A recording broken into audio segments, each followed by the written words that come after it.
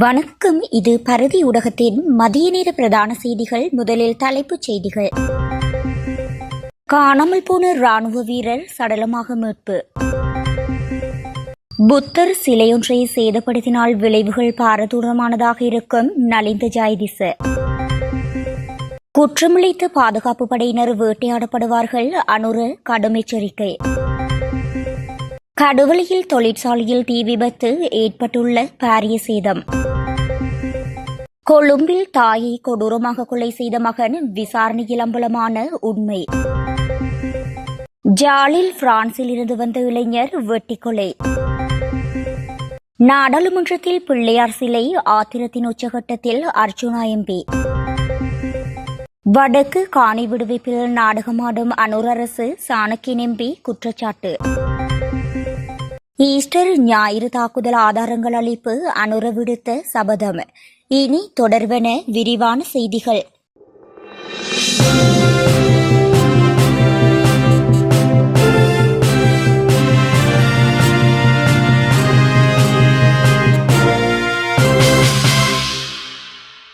வீரவில ஏரிக்கு சென்று காணாமல் போன ராணுவ வீரரின் சடலம் இன்றைய தினம் மதியம் கண்டெடுக்கப்பட்டதாக காவல்துறையினர் நேற்றைய தினம் தெரிவித்தனர். கெமினு படைப்பிரிவைச் சேர்ந்த வீரவில விடுமுறையின் விடுதியில் பணிபுரியும் இந்த ராணுவ வீரர் நேற்று முன்தினம் மாலை வீரவில ஏரிக்கு செல்வதாக கூறி சென்றிருந்தார். அவர் திரும்பி வராததால் நேற்றைய தினம் காலை வீரவில காவல்துறையிடம் அவர் காணாமல் போனதாக மற்றொரு ராணுவ வீரர் முறைப்பாடு அளித்தார். இதனையடுத்து காவல்துறையினர் நடத்திய தேடுதலில் அவர் சடலமாக மீட்கப்பட்டுள்ளார். இறந்தவர் வலப்பனி கும்பக்வெலுவைச் சேர்ந்த 18 வயதுடைய KD அஜித் பெமரத்ன என அடையாளம் காணப்பட்டுள்ளார். சம்பவம் தொடர்பில் காவல்துறையினர் விசாரணைகளை மேற்கொண்டு வருகின்றனர். இலங்கையின் வரலாற்றை நோக்கம் எடுத்து உருவெடுக்கும் பிரச்சினைகள் எவ்வளவு பாரதூரமானதாக இருக்கும் என்பதை அனைவரும் அறிவோம் என்று அமைச்சரவை பேச்சாளர் அமைச்சர் தெரிவித்துள்ளார். திருகோணமலை புத்தர் சிலை விவகாரத்தை வைத்துக் கொண்டு எந்தவொரு தரப்பினருக்கும் அரசியல் லாபம் ஈட்டுவதற்கு அரசாங்கம் ஒருபோதும் இடமளிக்காது. எனவே எந்தவொரு சம்பவத்தையும் அடிப்படையாக கொண்டு நாட்டில் சட்ட சீர்குலைவு ஏற்படுவதற்கு போலீஸ் துறை ஒருபோதும் அனுமதிக்காது. குறித்த கட்டுப்பாடுகளை மீறியமை தொடர்பில் அந்த கட்டடத்தை இடிப்பதற்கான உத்தரவொன்றும் உள்ள நிலையிலேயே அங்கு புத்தர் சிலையொன்றும் கொண்டுவரப்பட்டது. இந்த சம்பவம் தொடர்பில் போலீஸ் துறை நீதிமன்றத்துக்கு விடயங்களை முன்வைத்துள்ளது. அத்துடன் குறித்த தேதி வரை மேற்படி பிரதேசத்தில் எந்தவொரு புதிய கட்டுமானங்களையும் மேற்கொள்ளக்கூடாது என்றும் நீதிமன்றம் அறிவுறுத்தியுள்ளது. அதே நேரம் அந்த பகுதியில் தேரர் ஒருவர் தாக்கப்பட்டதாக கூறப்படும் சம்பவம் தொடர்பிலும் போலீஸ் துறைமா அதிபரின் உத்தரவுக்கமைய விசாரணைகள் ஆரம்பிக்கப்பட்டுள்ளன. சம்பவம் தொடர்பில் தொடர்புடைய அனைத்து தரப்புகளுடனும் அரசாங்கம் கலந்துரையாடி வருகின்றது. கடந்த கால ஆட்சியின் போது குற்றச்செயல்களில் ஈடுபட்ட பாதுகாப்பு படையினருக்கு எதிராக விசாரணைகள் மேற்கொண்டு தண்டனை வழங்கப்படும் என ஜனாதிபதி அனுரகுமார திசாநாயக்க தெரிவித்துள்ளார். அந்த வகையில் தாஜுதீனின் மரணம் திட்டமிட்ட கொலை, அது இயற்கையான மரணம் அல்லவென ஜனாதிபதி அனுரகுமார திசாநாயக்க தெரிவித்துள்ளார். நேற்று முன்தினம் நாடாளுமன்றத்தில் உரையாற்றிய ஜனாதிபதி இதனை தெரிவித்துள்ளார். கொள்ளை தொடர்பாக விசாரணைகளை மேற்கொள்ளும் அதிகாரிகளுடனும் இது தொடர்பில் விளக்கம் கோரியுள்ளேன். இது இயற்கை விபத்தா அல்லது கொலையா? விசாரணை அதிகாரிகளும் நீதிமன்றத்தின் உண்மைகளும் இது ஒரு கொலை என்பதனை உறுதிப்படுத்தியுள்ளனர். இதனை காரணமாக கொண்டு ராணுவத்தினருக்கு எதிராக அரசு செயற்படுவதாக விமர்சனம் செய்யாதீர்கள் என ஜனாதிபதி கோரிக்கை விடுத்துள்ளார். எக்னலிகுடு கொலை மற்றும் கடந்த காலத்தில் நடந்த ஈஸ்டர் தாக்குதலை நாம் விசாரிக்க வேண்டும். இதன் உண்மைகள் நீதிமன்றம் ஊடாக வெளிப்படுத்தப்பட்டு குற்றவாளிகள் தண்டிக்கப்படுவார்கள் என ஜனாதிபதி மேலும் தெரிவித்துள்ளார். தாஜுதீனின் கொலையுடன் முன்னாள் ஜனாதிபதி மஹிந்த ராஜபக்சவின் புதல்வர்களுக்கு நேரடி தொடர்புள்ளதாக குற்றச்சாட்டுகள் முன்வைக்கப்பட்டிருந்தமை குறிப்பிடத்தக்கது. கடுவலை ரணால பகுதியில் உள்ள அட்டைப்பெட்டி உற்பத்தி தொழிற்சாலையின் களஞ்சிய சாலையில் தீ பரவியுள்ளது. குறித்த சம்பவம் இன்றைய தினம் இடம்பெற்றுள்ளதாக போலீசார் தகவல் வெளியிட்டுள்ளனர். இந்த தீப்பரவில் தொழிற்சாலைக்கு பாரிய சேதம் ஏற்பட்டுள்ளதாக நவகமுவ போலீசார் தெரிவிக்கின்றனர். கொழும்பு மற்றும் கோட்டை மாநகர சபைகளுக்கு சொந்தமான தீயணைப்பு படையினர் இந்த தீப்பரவலை கட்டுப்படுத்த நடவடிக்கை எடுத்துள்ளனர். குறித்த தீப்பரவலுக்கான காரணம் இதுவரை கண்டறியப்படவில்லை எனவும் சேதம் தொடர்பான மதிப்பாய்வுகளும் ஆரம்பிக்கப்பட்டுள்ளதாக போலீசார் குறிப்பிட்டுள்ளனர். கொழும்பின் புறநகர் பகுதியான கல்கிச பகுதியில் தனது தாயை கொடூரமாக தாக்கி கொலை செய்த மகன் கைது செய்யப்பட்டுள்ளார். ரத்மலானி ஸ்ரீ ஞானேந்திரா வீதியைச் சேர்ந்த 67 வயதுடைய தாய் வயலட் வீரரத்ன என்ற தாயார் 7 நாட்கள் தீவிர சிகிச்சை பிரிவில் சிகிச்சை பெற்ற பின்னர் உயிரிழந்துள்ளார்.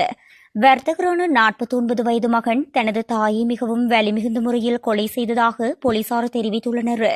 வேலைக்கு செல்ல தயாராக இருந்த மகன் தனது தாயுடன் வாக்குவாதத்தில் ஈடுபட்டு தனது தாயின் கழுத்தில் தாக்கியதால் அவர் தரையில் விழுந்ததாக தெரிவிக்கப்படுகின்றது. பின்னர் நபர் வீட்டை விட்டு வெளியேறிய போது தனது தாயார் அடிக்கடி மயக்கமடைவதால் அவரை குறித்து ஆராய்ந்து பார்க்குமாறு அயலவர்களிடம் கூறிவிட்டு சென்றுள்ளார். அதற்கமைய அயலவர்கள் காலையில் வீட்டிற்கு சென்று அவரை பரிசோதித்த போது அவர் தரையில் கிடப்பதைக் கண்டு களுவோவில போதனா மருத்துவமனைக்கு சிகிச்சைக்காக அனுப்ப ஏற்பாடு செய்தனர். இதுகுறித்து மகனுக்கு தகவல் தெரிவிக்கப்பட்டது. மாலையில் மகன் தனது அண்டை வீட்டாருடன் தாயை பார்க்க மருத்துவமனைக்கு சென்ற போதிலும் அவர் மருத்துவமனைக்குள் சென்று பார்க்கவில்லை என அயலவர்கள் தெரிவித்துள்ளனர்.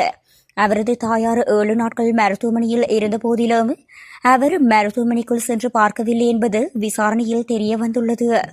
மகனின் கூற்றுக்களை அப்பகுதி மக்கள் நம்பிய நிலையில் பிரேத பரிசோதனையில் கழுத்து மற்றும் உள்ளுறுப்புகளில் ஏற்பட்ட காயங்களால் மரணம் நிகழ்ந்ததால் மரணத்திற்கான காரணம் சந்தேகத்திற்கிடமான முறையில் இடம்பெற்றுள்ளது என்று தீர்மானிக்கப்பட்டது. பின்னர் மகனே தாயாரை கொலை செய்தமை தெரியவந்த நிலையில் நேற்றைய தினம் அவர் கைது செய்யப்பட்டுள்ளார்.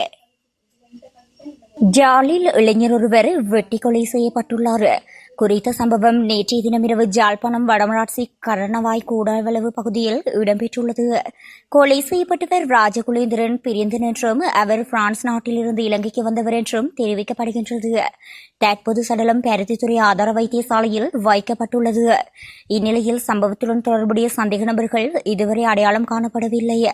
சம்பவம் தொடர்பான விசாரணைகளை நெல்லியடி காவல்துறையினர் மேற்கொண்டு வருகின்றனர். நாடாளுமன்றத்திற்குள் ஒரு பிள்ளையார் சிலையை நாங்கள் வைத்தால் சும்மா இருப்பீர்களா என நாடாளுமன்ற உறுப்பினர் ராமநாதன் அர்ச்சுனா கேள்வி எழுப்பியுள்ளார். குறித்த விடயத்தை நாடாளுமன்றத்தில் நேற்றைய தினம் உரையாற்றும் போதே அவர் குறிப்பிட்டுள்ளார்.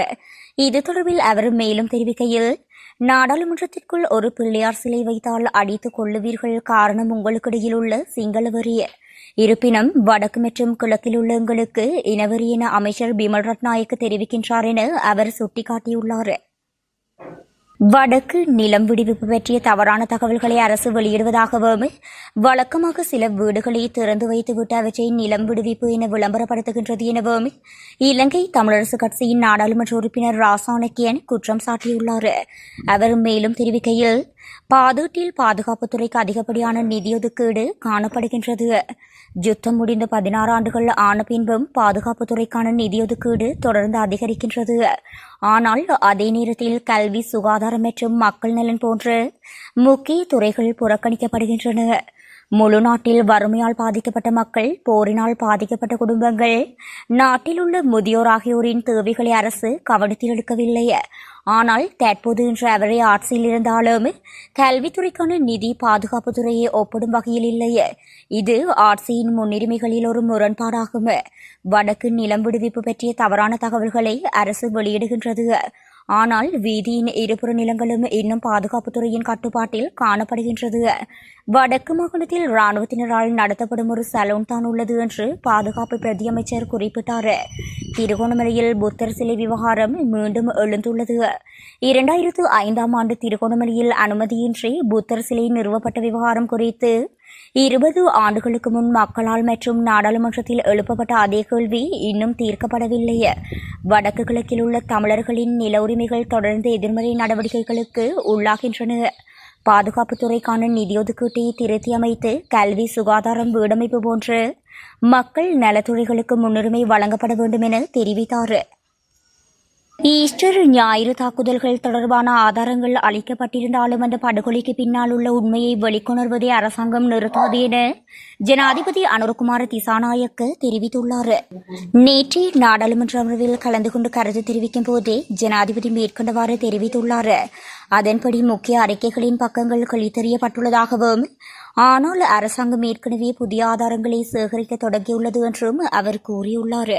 மேலும் சிஐடி தலைவர் ஷானி அபேசகர் மற்றும் பொது பாதுகாப்பு அமைச்சின் செயலாளர் ரவி செனவிரத்ன ஆகியோர் ஈஸ்டர் ஞாயிறு தாக்குதல்களுக்கு பின்னால் உள்ள உண்மையை வெளிக்கொணர இரவும் பகலும் உழைத்து வருவதாகவும் ஜனாதிபதி அனுர குறிப்பிட்டுள்ளார். இந்நிலையில் ஈஸ்டர் ஞாயிறு தாக்குதல்கள் குறித்து அவர் விரைவில் உண்மைகளை வெளிப்படுத்துவார்கள் என்று அவர் மேலும் கூறியுள்ளார்.